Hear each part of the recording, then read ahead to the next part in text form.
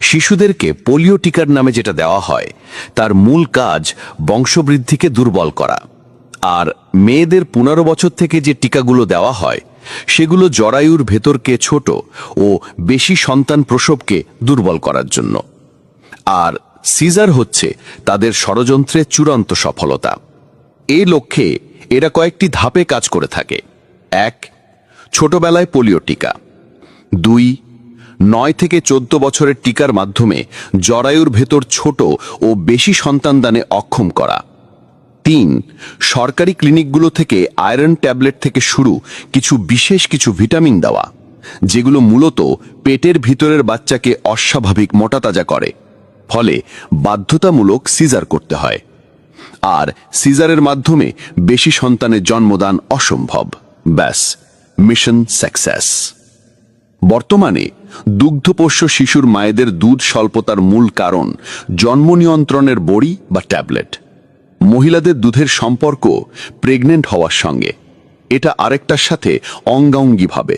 ছোট বাচ্চাদের জন্মের পর যে টিকা দেওয়া হয়, শরীয়তে এটা জায়েজ আছে কিনা? ছোট বাচ্চাদের জন্মের পরপর হোক বা পরবর্তী সময় হোক যে টিকা দেওয়া হয়, এই টিকা নিয়ে নানান আলাপ আলোচনা আছে। অমুসলিমরা এবং পৃথিবীর উন্নত দেশের মানুষজনেরা তারা বহু টিকা, বহু ঔষধ তৈরি করে গরিব, বিশেষ করে মুসলিম জনপদ এই সমস্ত জায়গাগুলোতে পরীক্ষা চালাবার জন্য। এই নির্মম বাস্তবতার কথা এই সময়ে সামান্যতম সচেতনতা আছে এরকম মানুষ মাত্রই জানেন।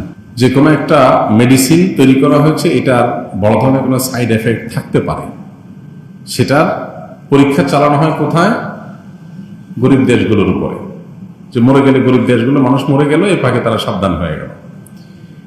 মানবিকতা বলে তারা চিল্লাচিল্লি করে, যারা আমাদেরকে ভালো মন্দের রেখা টেনে দেয়, তাদের আসল রূপ বিভিন্ন কর্মকাণ্ডের মধ্য দিয়ে প্রকাশ পায়।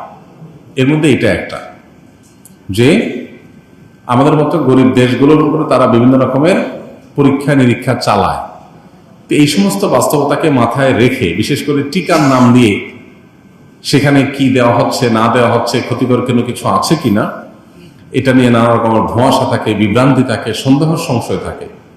এই কারণে যদি কেউ টিকা গ্রহণ না করে, তো সেটার রাইট অবশ্যই তার আছে, বরং কোনো কোনো ক্ষেত্রে সন্দেহ হলে, বিভ্রান্তির সুযোগ থাকলে সেটা থেকে বিরত থাকাটাই বরং বিবেকের দাবি এবং শরীয়তের দাবি। গত কিছুদিন আগে মেয়েদের এক ধরনের টিকা দেওয়া হয়েছে, আমরা জানি। শত শত হাজার হাজার মেয়েরা অসুস্থ হয়ে গেছে সারা দেশে, প্রচুর পরিমাণ পত্রপত্রিকা নিউজ হয়েছে। কিন্তু এরপরও সেটাকে পুশ করার, আরোপ করার, জোর করে দেওয়ানোর একটা চেষ্টা আমরা লক্ষ্য করেছি। এগুলো কেন? এ বিষয়ে আমাদের সাবধানতা অবলম্বন করা দরকার। তো এই জন্য এই সমস্ত টিকা, বিশেষ করে যেগুলো নিয়ে আমাদের সন্দেহ হয়, সংশয় হয়, বিভ্রান্তি তৈরি হয়, সেগুলো গ্রহণ না করার সুযোগ আছে।